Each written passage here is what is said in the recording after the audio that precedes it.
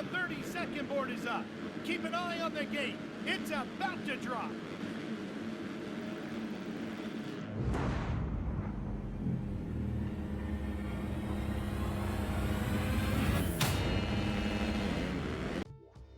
Hi guys, this is Kent from the Games Den, and today I'm reviewing Monster Energy Supercross 3, the video game. Now I was lucky enough to get sent my review copy back in December, so I've been playing this for quite a while already, and I'm really keen to show you guys what the game's all about this year. Now I must say that all the information I'm giving you is kind of correct at this moment in time. Now there may well be a patch, I would imagine, before the game releases, so that might change some of the things I tell you, but so far so good. You're currently watching the tutorial race, or this is the first race that you get. I'm pretty sure it's like 6 laps, so I'm only going to show you the highlights of this, but it throws you into the deep end straight away, and you're kind of going to notice that the game is a little bit harder than last year. What I'd say is it's more about the jumps and the landings. You need to use the right stick to kind of get the angle right so you land correctly. And that's a lot more prevalent, and kind of even when you're just going over lots of little series of bumps, you kind of can get out of sync sometimes. You can see on screen there, after every race you get given credits and XP. So XP levels you up, and then you've got credits that you can use to customize your rider, you know, buy rider gear for him. Everything has to be bought, or like you buy upgrades for your bike. And then, as you just saw there, the next thing you do is you pick a team in your career. This is career mode. You pick a team, and I've just gone with the Yamaha team. That's the Monster Energy sponsored one, because I thought that was a cool place to start. And basically then you go straight in to your first race. So I will show all the other modes later on in this review, but I just wanted to cover the career initially. They've got all the, it's similar to last year, all the fireworks and everything, and then the girl at the starting line, that kind of thing. But I just want to show you like the flow. I feel like the flow is, I mean, the graphics are definitely better, definitely feel like an upgrade. You can see you get to pick your name. That's me, Kent Hammer, on the back of his shirt there, Great Britain, and then the number there we go. I think the rider and bikes and the track and everything, the graphics look better from last year, but I find like the facial modelling and like the girls doing the start line and then the facial modelling of the riders, I expected it to be better this year, but it's not. That's one small criticism of the game. If you look here, if you're stuck in traffic here, it's so easy to get knocked off. Like, I'm quite good at this game, and I did get knocked off quite a lot, but you can rewind. So there's always that. So there's about 5 difficulty levels in the game. So obviously you'll set it to the level that you're at. And like I said, the main thing you're doing, so you'll be steering with presuming you're using a controller, you'll be steering with the left stick.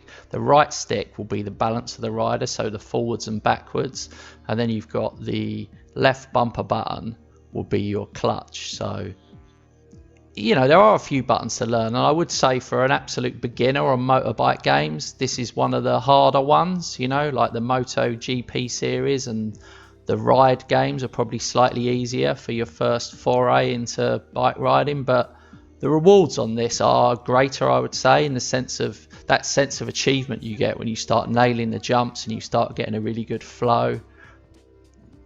Here's the replay. Actually, this was a replay. I thought it was important to show you that. They're really good on the replays, and also there's a lot. I'm going to show you a lot of the different camera angles now, and you can actually ride with these in game. Here you go. Here's like first person, so this is as if the camera's right on the front of your face mask, basically.